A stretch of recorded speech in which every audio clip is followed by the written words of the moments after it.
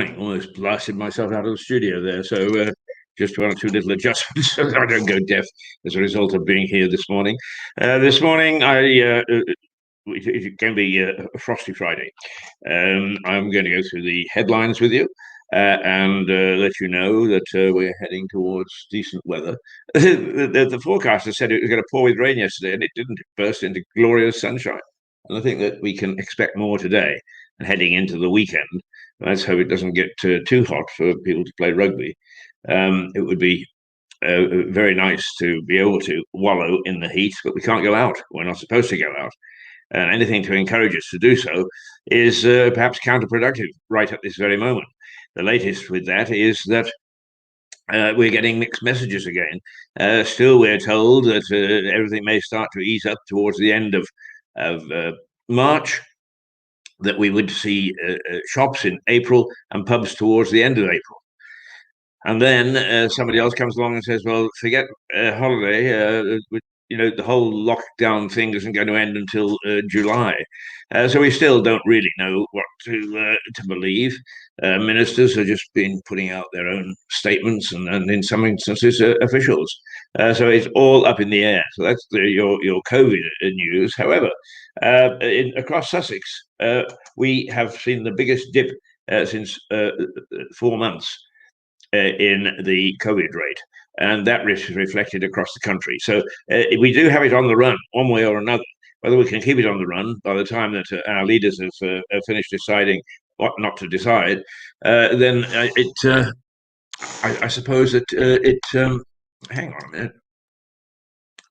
What a minute! What a pity! I thought I saw a little a little thing that said they approved of us. And I thought there might be a comment, but there's not.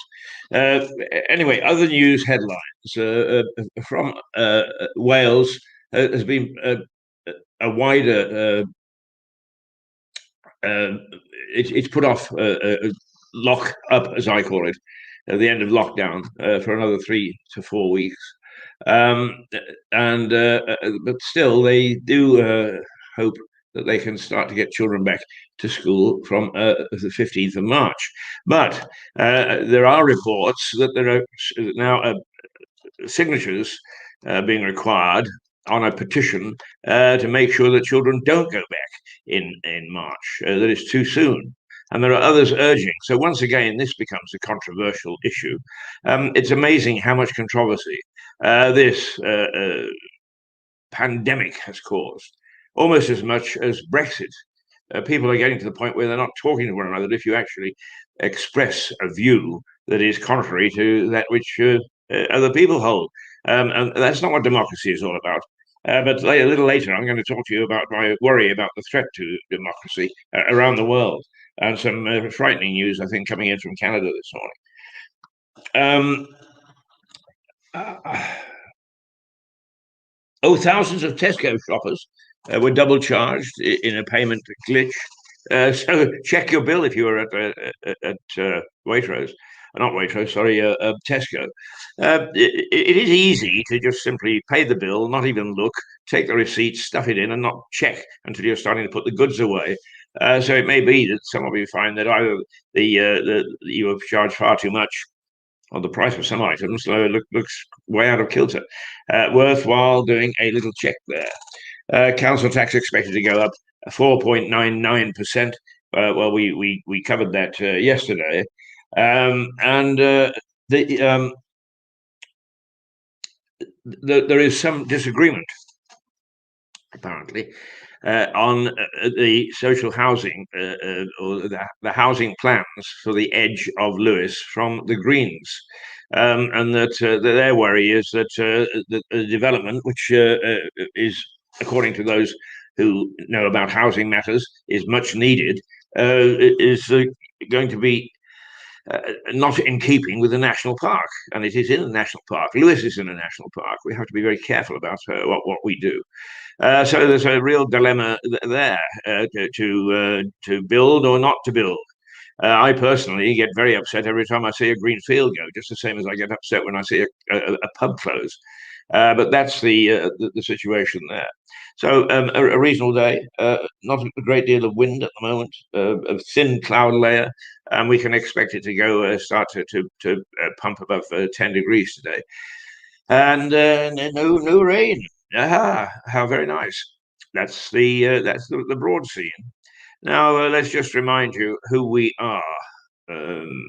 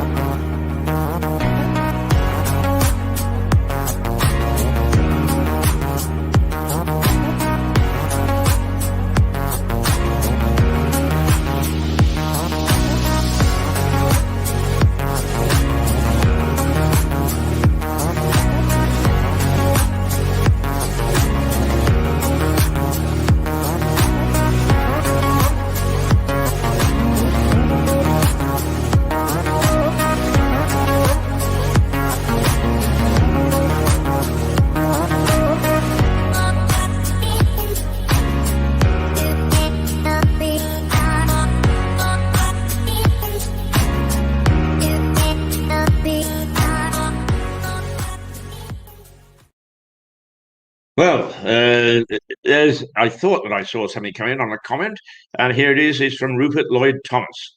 Now, those of you who don't know Rupert Lloyd Thomas, because he moved away about 10 years ago, actually, but he flits back into town, and you could always find him when he flitted back into town at the brewers, but the pubs haven't been open, of course. So nobody quite knows where Rupert is, but he emigrated to Canada. His wife is Canadian.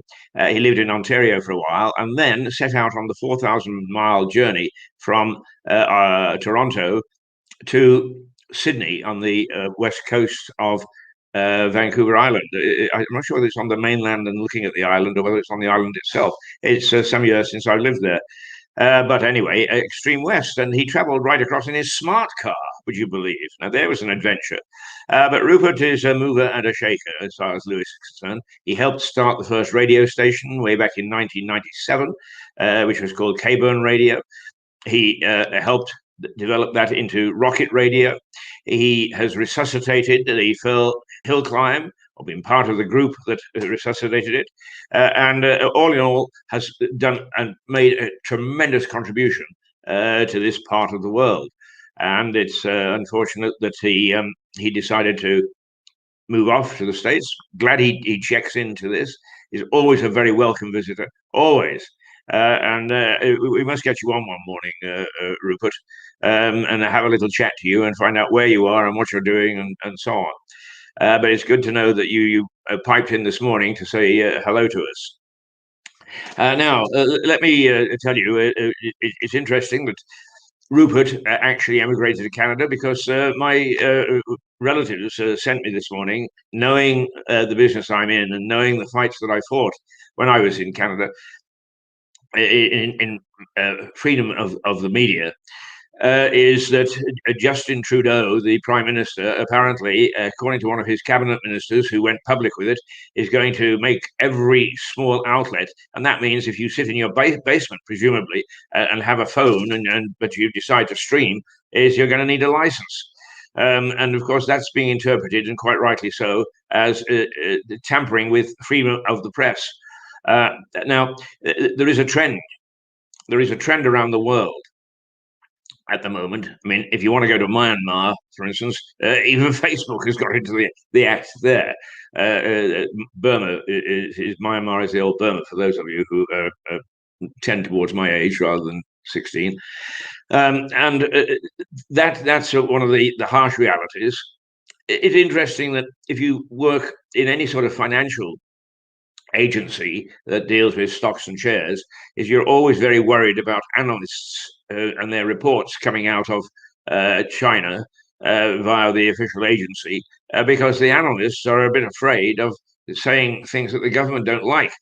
So you can't really trust an analysis of a company. So why should you invest in it if you can't trust it? That's a side effect of clampdown on the media. But the fact that it's happening in Canada is really quite frightening. But I come up with these little snippets because I've kicked around and I've been there and I've done that. But I was in Canada when the present Prime Minister, Justin Trudeau's father, Pierre, actually imposed martial law on Canada for about 48 hours because of what he perceived to be a terrorist threat. When in fact the terrorist threat was uncovered, it was some funny little band of hippies. As one lawyer said, they had a rusty shotgun, a rusty sawn-off shotgun, and a pound of weeping gelignite, and that was the most of their rebellion. But be that as it may, it was a storm in a teacup. But Canada, for 48 hours, was under martial law. And that meant if somebody had said in Victoria, which is on the far west, I think that Trudeau is an idiot, he could be on command from Ottawa in the far east, arrested and thrown into the jug. Now, most people don't understand what martial law is, but basically it suspends all civil law. The country is under the control of the military. Control of the military, perhaps through the leader of the parliament, but nonetheless, it is all civil law is suspended, and it's a very dangerous situation. So that happened in Canada, and that was in the 1970s. Would it be late 1960s or early 1970s when Trudeau was at his peak, and where that was the first suggestion that press freedom could disappear, and now it's being openly mooted in the annals of or the hallways of the government in Ottawa. Now, for some years, Poland, Hungary, Slovenia, one or two more countries, certainly Slovenia,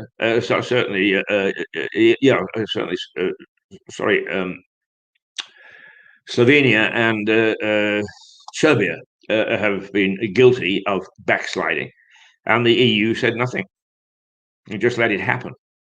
Now, it's all very well. And a lot of people shrug their shoulders and they say, it's all the fault of the press anyway. Oh, yeah, okay, if it's all the fault of the press, that's fine. I've lived in countries where the press has been under strict control for one reason or another. And you want to know what it's like. Well, let me put it this way. We have an issue at the moment about inspectors marching into 80-year-olds and demanding to see their license and threatening to take them to court for £1,000, right? Widely reported, to the point where some sort of denial has come out and said, no, hang on, we're not going to be quite that bad. This is the way we're going to handle it. So a response, so we more or less know what's going on. Well, if you curb the media, if you do away with state-controlled media, how do we know whether the licensed inspectors are even out in the streets? We don't. Mind you, there's a good chance that that license would be supported only the BBC. Because the first thing that people who want to clamp down on media do is to slowly erode from the edges those people they don't like. Now, I worked in Putin's allegedly liberal Russia. And in many ways, you can go around in the streets there and you can visit and you can talk to people. And on the surface, all is calm. Mind you, don't get caught in the streets without your passport because the police can nick you and take you down to the police station if you haven't got it with you. And you may not have it with you because the hotel insists on keeping it. Those sort of things that can happen. But in Russia,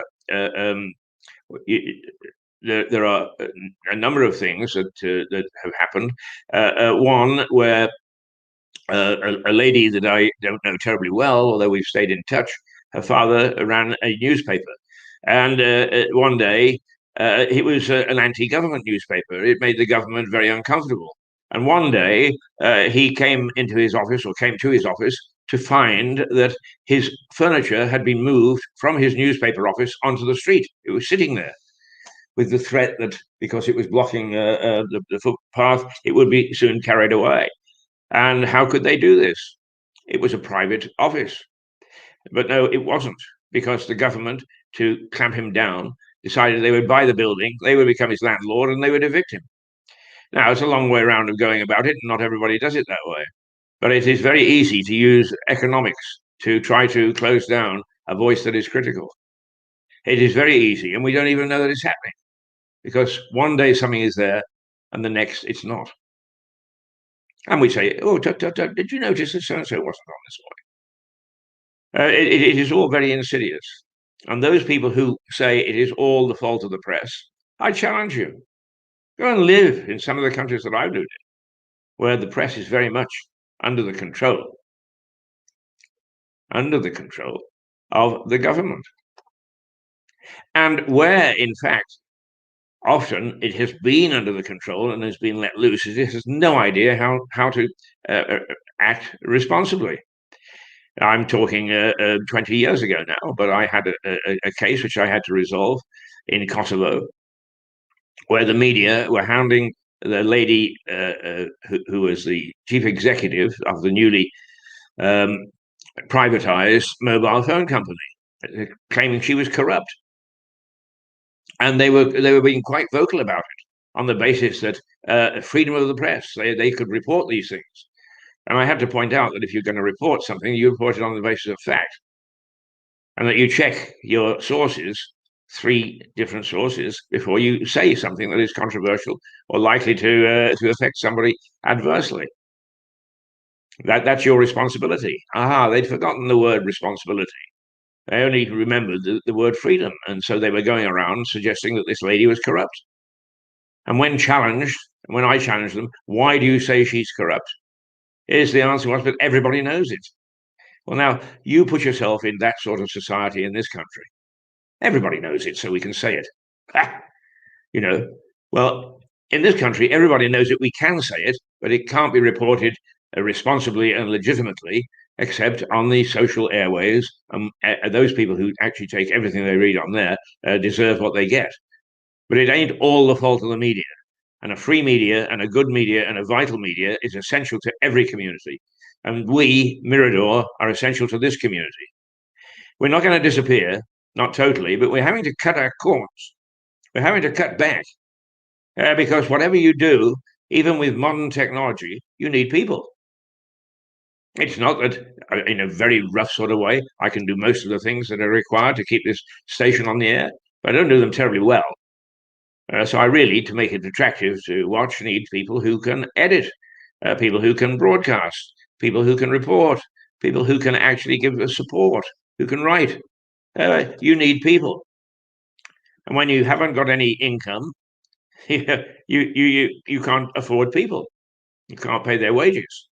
And it's unfair to keep people on when you're not sure when and the date that the next wage is coming from. Now, I'm speaking, I'm not having a go at the local council.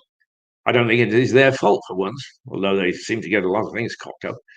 For instance, if you got a letter saying that your housing benefit is now 0, don't panic. It was a mistake. The trouble is that it took a hell of a long time for the local council to find out that they'd made a mistake. So there are all sorts of people thinking their housing benefit is being cut.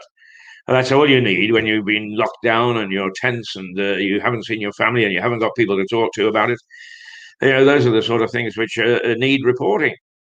Not because we're trying to say to local politicians and local executives, you're useless. They're not. They're human beings. They're intelligent.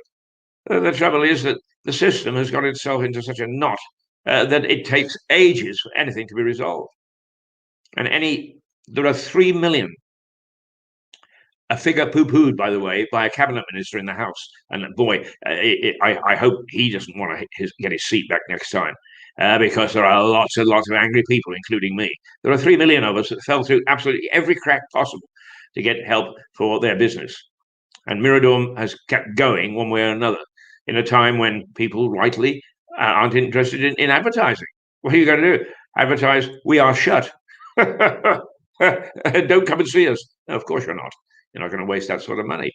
Hopefully, in March, as things begin to open up again, we will see that we'll get partners, and that this very vital part of the community, which has done a lot to support the mayor and the mayor's initiatives, who has supported local business, supported the high street, has supported the Chamber of Commerce, who has supported 2 charities. And one you can see at the moment is in New York, believe it or not, but is driven by people in Lewes. And now there's an international scene, if you like. And those young people are very vital. We've run 2 episodes. We'll run a third today. We've supported every food bank that's come along. The trouble is that now, if we go along and we actually take film of something and we come back, somebody's got to edit it. And if I decide to do it, that means that other things can't be done. Bills can't be paid. Studio can't be opened up. This sort of program can't take place. So we are, as they say nowadays, between a rock and a hard place, and not of our doing. But it'll be all the fault of the media. You watch it. We don't know how to blame anybody else, and anyway, we can't be bothered.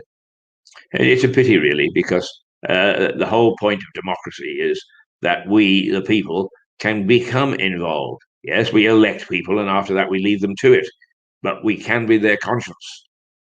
And Harvard University have done a major survey that shows when people like ourselves, like Mirador, and the Sussex Express, and for that matter, the BBC in Brighton, get their toes clipped, that they have to retrench because of finances, so there is less scrutiny of what's going on in local councils. The local councils get worse in terms of efficiency, and the local council tax goes up. So, are we useful? Do we have to be pretty to be helpful? Okay, yeah. Listen to him. Listen to him. But somebody's got to say it. Because the moment you start to erode freedoms the way that they're trying to do in Canada, and the way that they have across many of the Balkan countries, and in Romania, don't even talk about it. Don't even talk about it. Just shortly after they joined the EU under press freedom, that they would give press freedoms, one television station did a secret filming of a minister taking money from a brown paper bag. What was the government's response?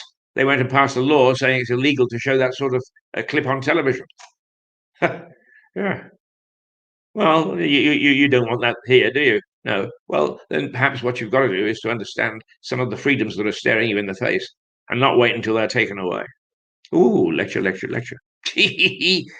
But I actually, when I read that item that was sent to me by my Canadian relatives, my blood froze, because we are used to fighting those sort of things in some of the old CIS countries, in some of the Balkan countries, some of the African countries.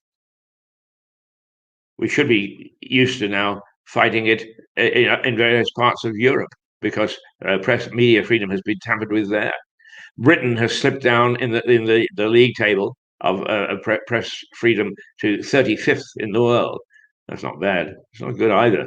We should really be up there at number 1, because we were, for a long time, despite the strange makeup of our society. If you don't have it, you don't know about it until suddenly people say, I wonder what happened to what's his name. Ooh, I wonder what did. Well, when whatever happened to him can't be reported by the media, you don't know. And even if you find out, what do you do? You take a loudspeaker, a loud hailer, and stand on the corner at the bottom of School Hill, just by the precinct, and yell, "They took him away." I looked up this morning because I was getting so excited about it. The quote, and I can't quote it directly, but it's by a German dissident who spent 7 years in Nazi concentration camps because of his attacks on the government. And basically, what he says is first they came for the communists, and I did nothing. And then they came for the socialists, and I did nothing. And then they came for the trade unionists, and I did nothing. And then they came for the Jews, and I did nothing. And then they came for me, and there was nobody left to do anything. It's pretty powerful stuff. And of course, when you say that to a lot of people now, it can't happen here. And why can't it happen here? It can't happen here because of the support for local media and national media, for that matter. Although to some extent, national media has gone out of control because we do have moguls. I believe that I'm told on good authority that when Rupert Murdoch actually sees the movie Citizen Kane, which is all about Randolph Hearst group in the United States in the 30s, that his lips go white. He doesn't like that sort of suggestion.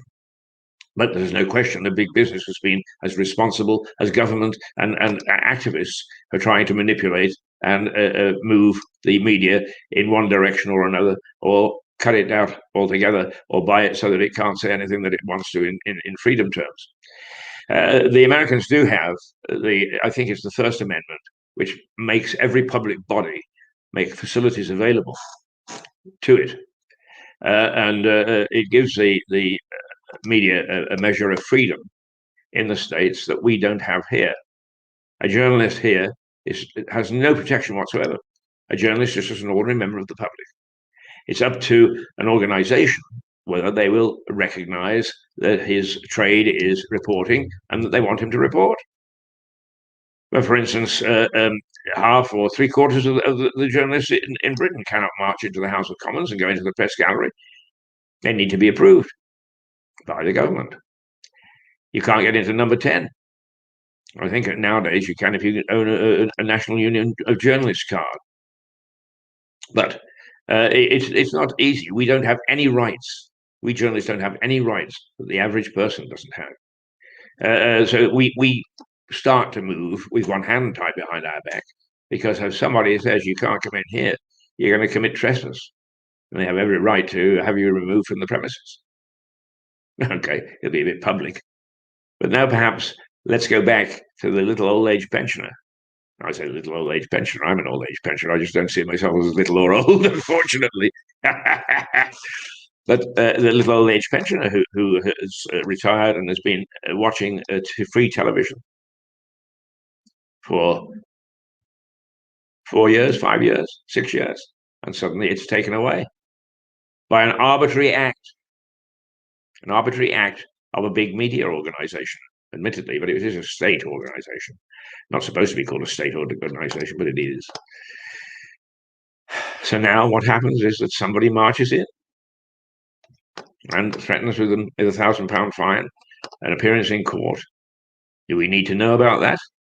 I would have thought if it's happening to your grandma or your grandpa, or even to grandpas and grandpas around the country that you know, that you would want to be concerned that such treatment can be handed out. Now, doesn't mean to say because it's reported it's going to be stopped, but at least there is a public awareness and feelings can be expressed. And one way or another, particularly as it gets around towards election time, governments and political parties are always very concerned about what we think. That's what democracy is about. It's not perfect, as Churchill says. We don't actually get to run the country. And nor should we. Because when we got the haggle and gaggle of MPs who were out of control under Theresa May's last days in government, you can see why. But what we do expect is that if they make promises, that broadly they reflect those promises in their actions and what they have to do. And how do you make them do that? By having a free media. We are the scrutiny committee, if you like. Every council, for instance, has a scrutiny committee. because the civil servants, the people who are paid to look after the day-to-day running of our organisation, of our district, of our council, need to be kept in check by a group of politicians who are elected. We elect to look after our interests when it comes to governance of our area. Okay, I've waxed lyrical, but I am worried. I'm worried about the trend. And if it's happening in Canada, which sees itself as a nice, mild little country, and it does. You speak to a Canadian, and I don't know whether Rupert is still listening or not, but if you actually there we are. There. It's Franz Siebert listening from British Columbia, you see. So there we go. We are getting a. Can we show both at once? No, apparently we can't. But that's okay. We'll find out how to do these things eventually. Franz Siebert, who actually first tipped me off to what was happening in Canada. And she is says she's listening in British Columbia. Well, I hope she means viewing, because she is my sister-in-law, and a lovely sister-in-law she is too. She's a great mum. My golly, if you want to know about climbing mountains and going down rocky beds of streams and so on, and fighting grizzly bears, then Franny Siebert is your lady. Oh, she's got the wilderness conquered, I'll tell you. But a lovely, a beautiful lady, and with a lovely family, and was related to my wife actually. And I'm glad that she is taking a view now and again, and checking in on her brother-in-law. But nonetheless, whatever the reasons, she actually alerted me to this thing that's happening in Canada, and I must say that it really does. It worries me. It worries me a great deal. And if you can see the signs throughout the world, and when you start to see the signs, that's the time to start to put your foot down, as it were, and say, "Hey, enough," or at least let's start to scrutinize what's going. But most of us are terribly strange when it comes to those sort of things. We actually don't think that it's ever going to happen. It's 8:02. Let me just remind you about the COVID cases. My doctor slapped my fingers for mispronouncing it. COVID cases have been taken a huge dip to a 4-month low. As a result, they say, of perhaps partly the vaccine, and partly the fact that we've been locked down. But controversy still rages about when we're going to be locked up. And some people are saying we want our children back in school as soon as possible, and yet there are petitions being signed saying keep them out until May. So who knows what the general view is there until all the results are in, I suppose. Also, we're warned, don't expect you can go on holiday until at least July, if that. So there's another different signal. So all in all, I think we just need to be a bit cautious before we throw up our hands and say, let's go dancing in the streets. Apparently, thousands of Tesco shoppers were double charged. They had a payment glitch. But there you go. You see, sometimes I'm proved so right. The last 2 or 3 days, I've had real problems with my bank. And they bounced a couple of things. Why? Because I use my phone, in other words, the computer, to do my banking at their behest. Please do it. Do it on your phone. Do it through the app. And then what happens when it all breaks down is, does the computer stop trying to make a payment with funds that aren't there because you can't get them in? No, it does not. And will there be apology? No, don't be silly. Banks don't apologize. They go on their merry way. So I hope that we reform. Where did I get that pronunciation from? Anyway, once again, a payment glitch, and of course, all the tills now are done by computer. Ooh, ooh. Surprise, surprise. The council tax is expected to go up. I suppose that we did announce that the other day. Some people have said we'll try and keep the one in Lewes at the same rate. I doubt if they can. all in all, the bills have got to be paid. A local story that's coming out today, that is developing today, is that the local council have sent out hundreds of letters to housing benefit people that says that you've got zero this month. Well, I'm laughing because it's so damn silly that it can happen, and it happened without anybody noticing back at headquarters. So if they've got a scrutiny committee, I don't know what the scrutiny committee was doing, but it certainly didn't pick up on this one. But can you imagine once again if you're elderly, locked in by COVID, and the first letter you get is not from the bank threatening you with non-payment of bills, or from the government threatening you with non-payment of tax, but from the local council saying you ain't going to get any money towards your rent.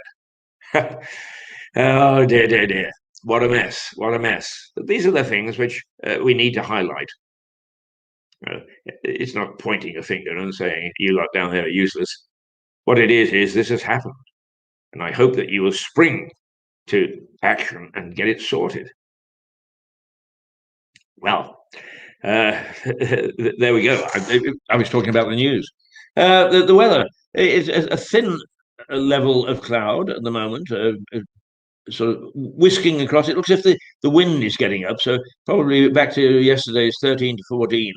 And I can't actually tell you what it is, because I got probably the password on one of my sources of information. But generally speaking, we are heading towards decent weather at the weekend. And whereas the experts said we were going to have a downpour yesterday, we didn't. So broadly, that is the weather. That is the news from home. And the news from abroad is that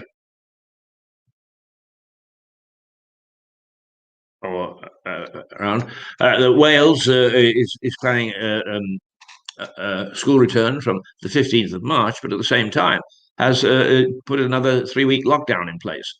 Prince Philip was third night in hospital. He's said to be comfortable, but nothing more. The UK is to launch a high-risk science agency. Now, if we take the word science out of that, I thoroughly approve of that.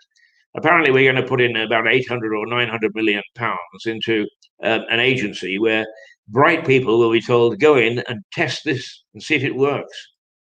And of course, it's immediately been dubbed the agency to failure. But that's not a bad thing. It's better that before some of these things come to market that they're found to fail or not work. I just wish that we weren't so hung up with science that we put money towards that sort of thing, and we don't in business generally, because there are lots of great ideas. And in fact, I can remember reporting in the 1990s when I was working for Reuters on companies that did just that.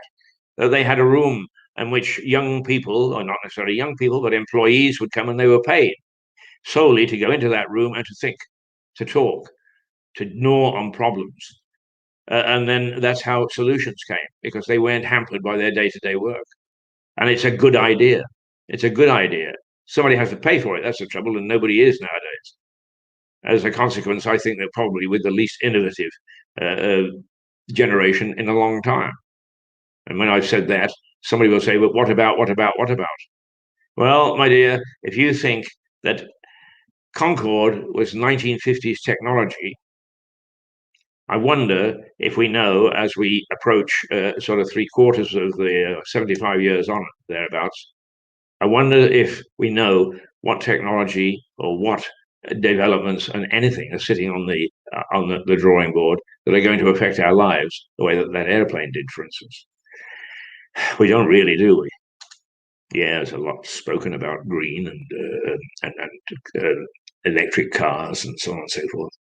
But it's a lot of jabber. Oh dear. Let's just remind you about this.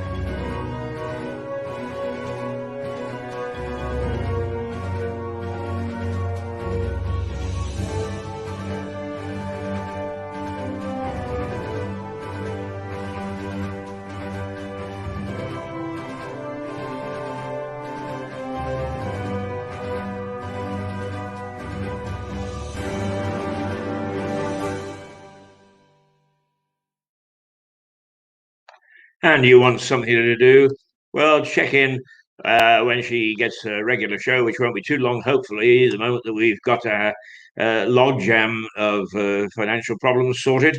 What about Jane?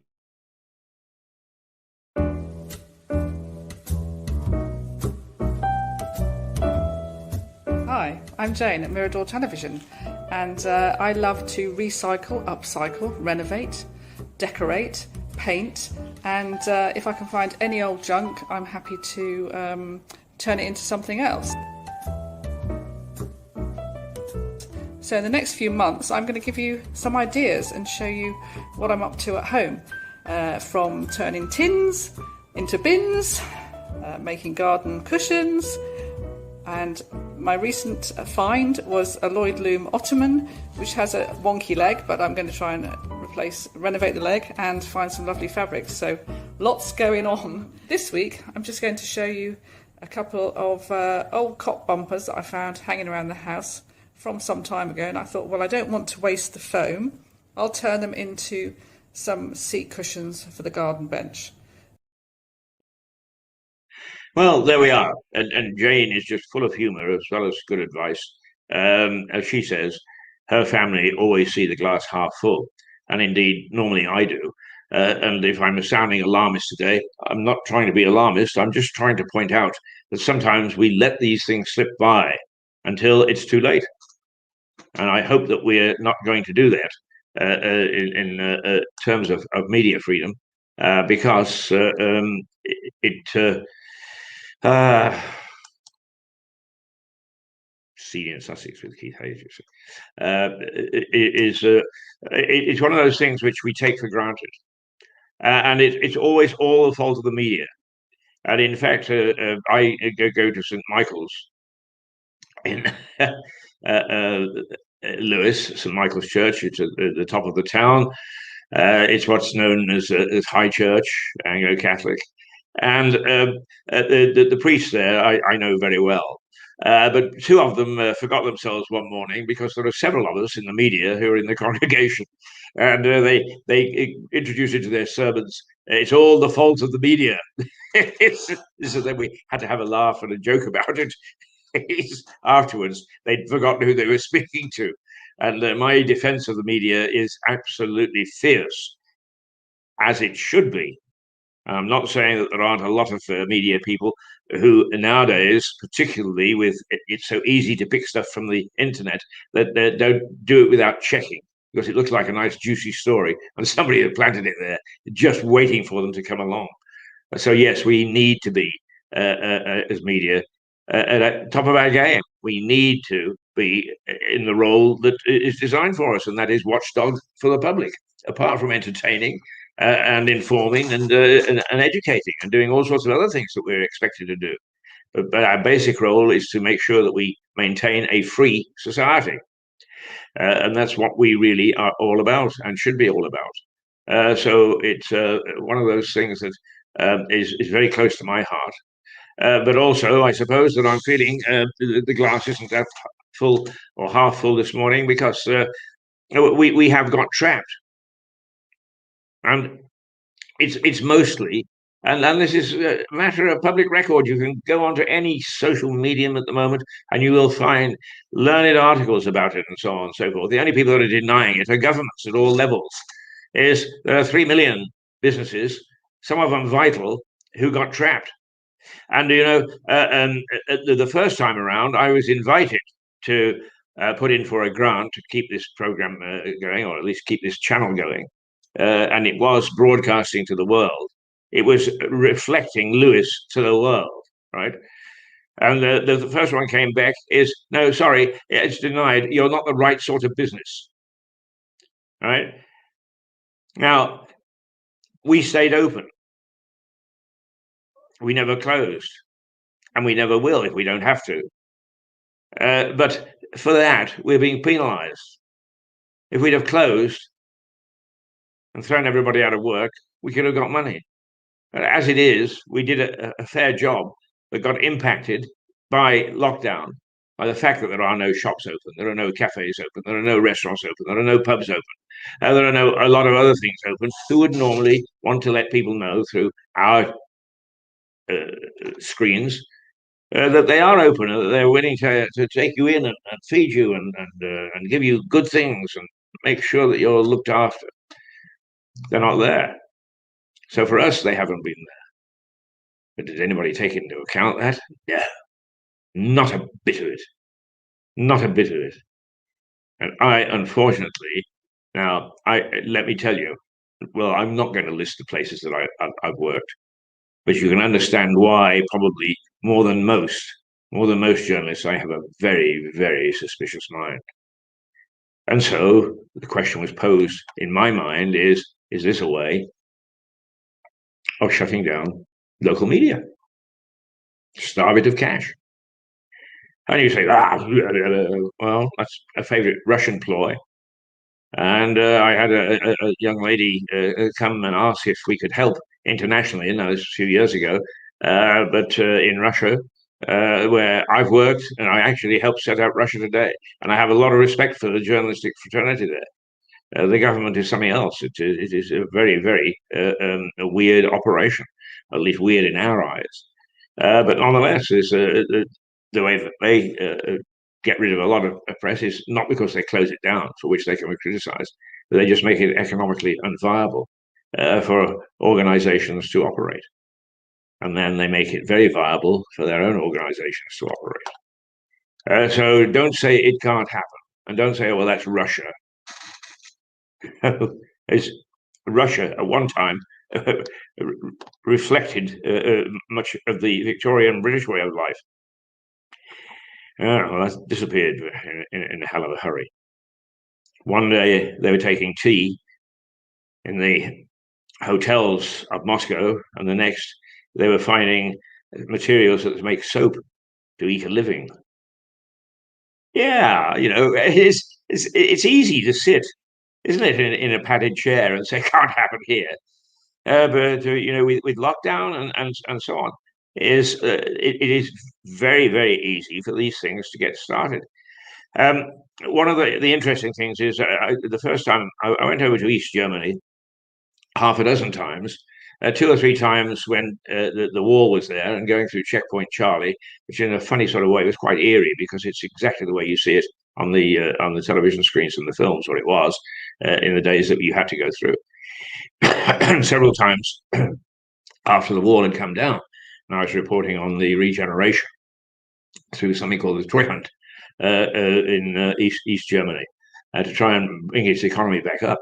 But the first time around, a friend of mine from the Express, actually, he nudged me as we went along, and he said, if you can spot a pub. And we drove and we drove and we drove and we drove, and no pub, no pubs, no bars. Now, I didn't mean to say that they weren't there, tucked away somewhere, but the authorities did not like lots of pubs and lots of bars because that's where people got together and started to talk and foment revolution. Right? That's in our lifetime. Right? Not like our lifetime.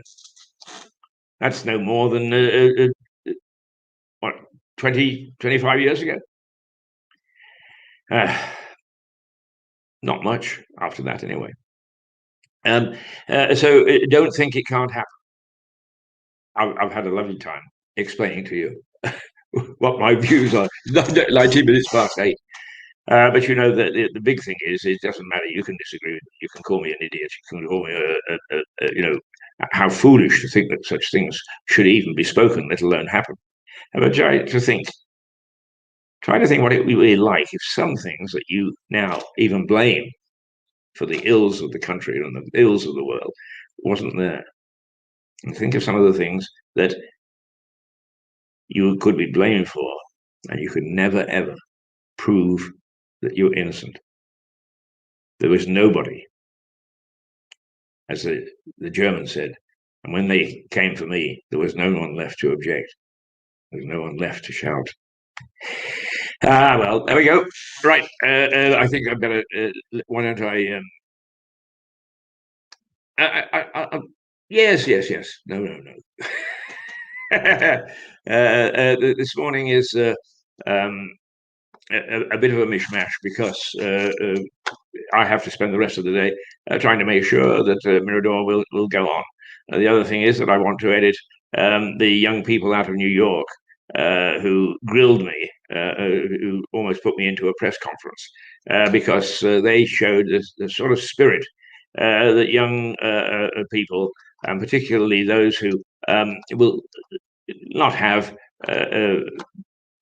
sort of situations in their lives that have given them 100% a shot at the good things, and how they see things, and how they show great spirit and fight and determination in what they want to be. And what do some of them want to be? They want to be journalists. So I want to make sure that gets out to us today. So I've got one or two things to do. But the trouble is, whenever you settle down to do these things, it's always the money men who want looking after. They are inexorable. They want to make sure that they get their pound of flesh. And perhaps that's one of the things that we've got to look at in post-COVID Britain, is how the financial institutions can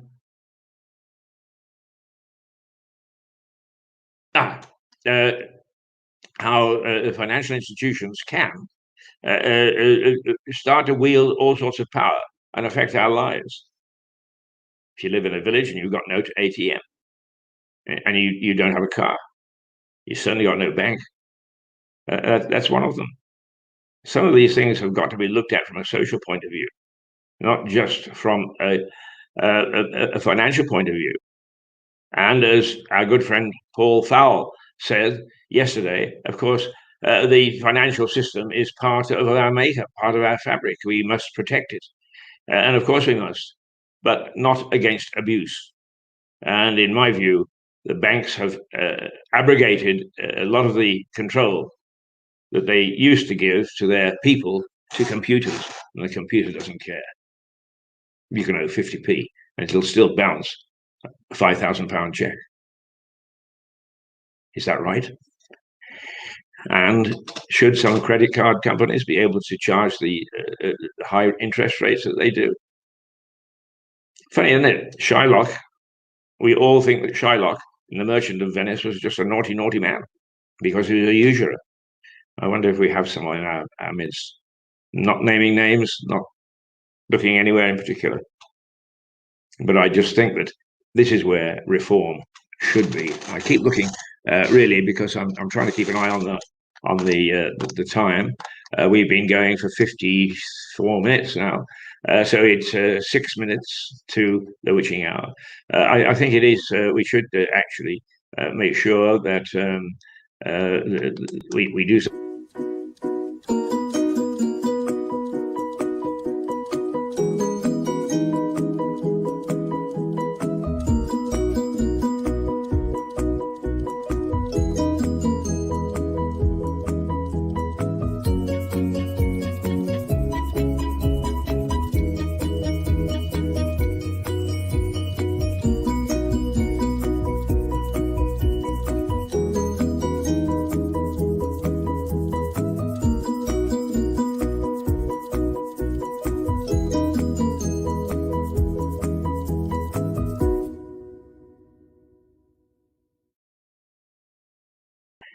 And when we get back to that sort of scene, which hopefully present scale, present schedule will be at the beginning of, in the middle of April, pubs towards the end of April, is perhaps we can bear in mind some people that we know and love and trust.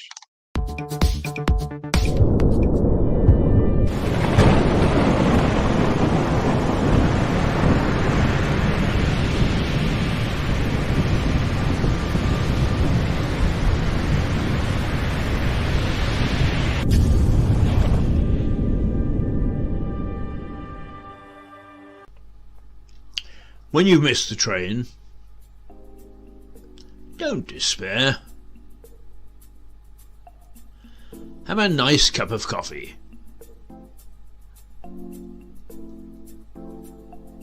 And perhaps a mince pie. At the Runaway on Lewes Station. After that, why worry about the next train? The runaway on Lewes station. Relaxation beyond compare.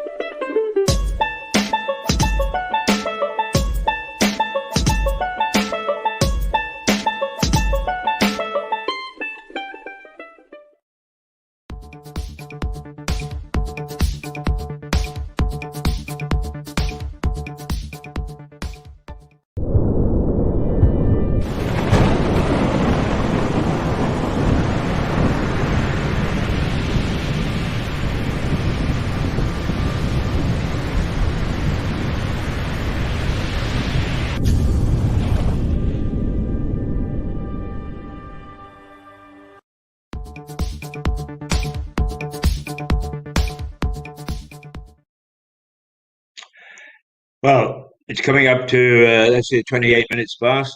It's going to be a lovely weekend, apparently. Let's hope that it is what it says it's going to be.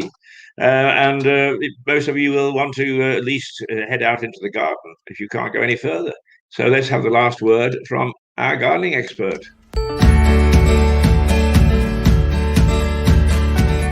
Good morning, peeps. We're back in Hailsham after 3 weeks. I've had a few issues going on with health and various other stuff, but back to full strength again now. Gardens are looking good. As you can see, the rain is here to help things grow. So our little perennial garden in Hailsham that we've been working on for the last few months is now really coming together. We've got enormous hollyhocks growing. The alliums are all out, cicerantiums. It's an absolute blast of life now, and we're still not in the main growing season. So another few weeks, it will really come to life. So as you can remember, we planted courgettes and peas and sugar snaps in the outside bed. So the courgettes are now flowering, and the sugar snaps and the peas are doing remarkably well. Well, there you are. Go out into the garden, and we should all have a very, very lovely weekend. And I'm looking forward to it because, believe me, this has been a tough week for Mirador. Like Jane, I always see the glass half full. We've got a good future. We'll get cracking and start to do some of the things that we were doing just a month ago. We will be back to full force. And for the moment, if I can just find the cursor, let's see. Let's just say goodbye to Franny Siebert on the west coast of Canada, and Rupert Lloyd-Thomas, who should be on the west coast of Canada, but actually is flitting around at the moment. Who knows where he is? But it's always good to see him. And let's hope that everything is good. A good weekend, a good week to come, and that everything falls into place. Till then, Keith Hayes, and we'll say let's do the long extra, just so you remember who we are.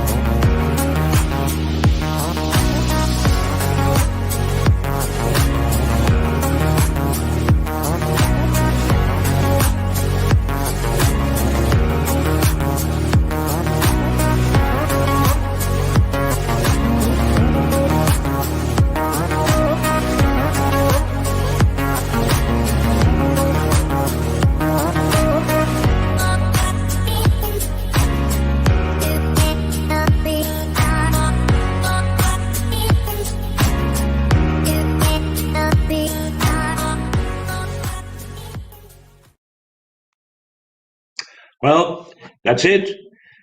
For the moment, toodle pip. Where's that little bit gone? There we go. Ta-ra.